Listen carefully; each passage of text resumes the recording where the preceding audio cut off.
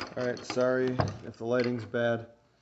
Just doing a makeshift quick video at the dining room table for the scope mount on the Excaliburs, whether it's the anti-dry fire scope mount or the standard one, for making it a more solid mount onto the trigger mechanism, onto the trigger block.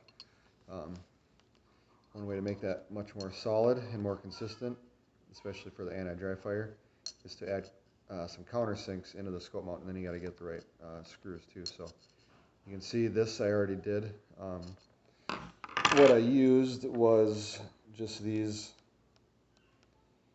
just the countersink you can buy from big box store. This is one size. There's another size, the actual one that I used.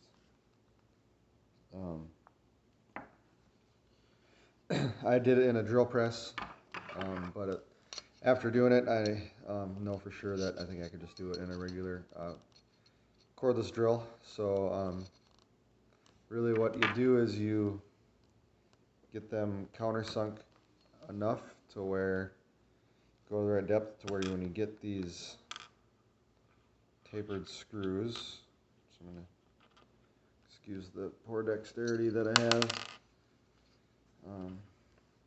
When you put the, here we go, tapered, it's going to be hard to see, but the tapered head, it's actually Torx head, tapered underside, that fits down into the countersink.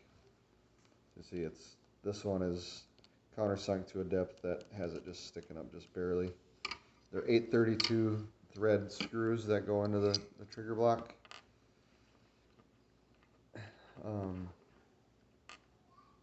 I got these ordered from McMaster-Carr, but you can see, you know, if you go deeper with the countersink, it sits perfectly flat. This one sits close to flat, so that's kind of the background on which screws. These ones that I got are 5/16 long, so the total length from the end of the threads to the very far end of the flat surface, that's 5/16. I know 3/8 are too long to go in the front of the trigger block. And the front ones, if you go 3/8 screws, they are for sure too long. 1/4 inch long. Just the reason I went with 5/16 was because you have plenty of room for even 3/8 screws in the back ones here, but in the front 1/4 inch you're just barely grabbing. You're only grabbing a few threads. So I decided to go 5/16, and if they are a little too long to where they stick in too far and contact the jaw, then I could just shorten them a little bit, just grind the bolts a little shorter. But I did test these in advance, and I know 5/16 does work. So I'm going to get this mounted now, so you can see what I mean.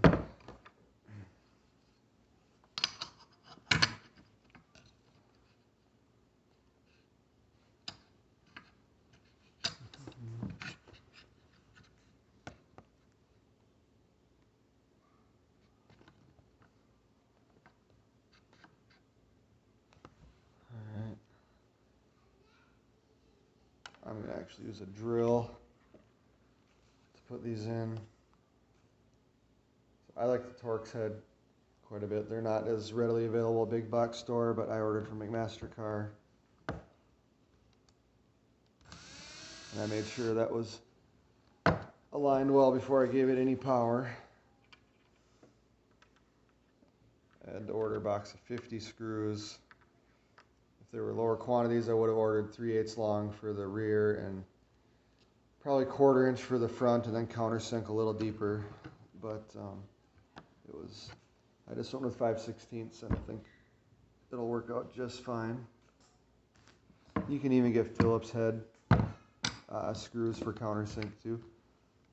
I've used those; they're just fine. So it's really easy. You just take that scope mount off, take your scope off, then take the scope mount off, and then just go ahead and either use a drill press or just use the drill cordless drill, and you can get that countersink. It's just aluminum. The scope mount is just aluminum, so it's cuts real easy with that countersink tool. 82 degrees, so you get the countersink tool, it's 82 degrees, and pretty much all these screws with the countersink and the flat heads, they're 82 degrees also. So that's really what you're doing, is you're matching the angles up. And then what that does is it forces the scope mount to be in the exact location, because when you have especially the anti-dry fire scope mount, if you forget to load an arrow and you shoot, those flathead screws under there, they can shift that scope mount because it's not a precise fit. But the countersink helps that. So I'll torque these down later. I probably will use thread lock too once I get it positioned. I'll just put blue thread locker on these, but for now I'll just snug it up so I can show you. I won't bother wasting any more time than I have to with the torquing them down to spec. So for now I'll just make sure that they're all just bottomed out. I just go to where I feel resistance on the drill, because you don't want to strip the threads on this trigger block. You want to be real careful about that. But I know a lot of people, the small Allen heads, when they're button head like that, they're real easy to strip the head. But you don't want to strip the threads inside. You got to be careful with 832 threads. Pretty sensitive to over torque, but also the Allen heads are pretty easy to strip out too. So you can see now they sit nice and flat. So even if you run your hooks both directions on your string on the rope cocker, or sometimes I know they can get caught on the bolt heads, but that's not the case with these. I'll use the Allen wrench to point here. So you can see they're nice and flat. I could have got them a little deeper, like I said, to be flat, but it's pretty good. So now I can mount my scope again, but like I said, I'm gonna take them out and do thread locker. But that's pretty much it. So easy job. Take off the scope mount. Take off your scope. Take off the scope mount. You do the countersink to a depth to where the head sits nice and flat. 832 screws. I got 5/16 long ones. Well, I'll show you how you can check. So these screws are bottomed, and if I take the Allen wrench in here, I can push at the bottom of the latch. Oops, I'll just go sideways here. There, I got it to latch. So I know that these 5/16 screws countersunk to a depth to where they're just a little above flush, no problem. You can see that trigger latch is moving freely. Hit the trigger, no problem.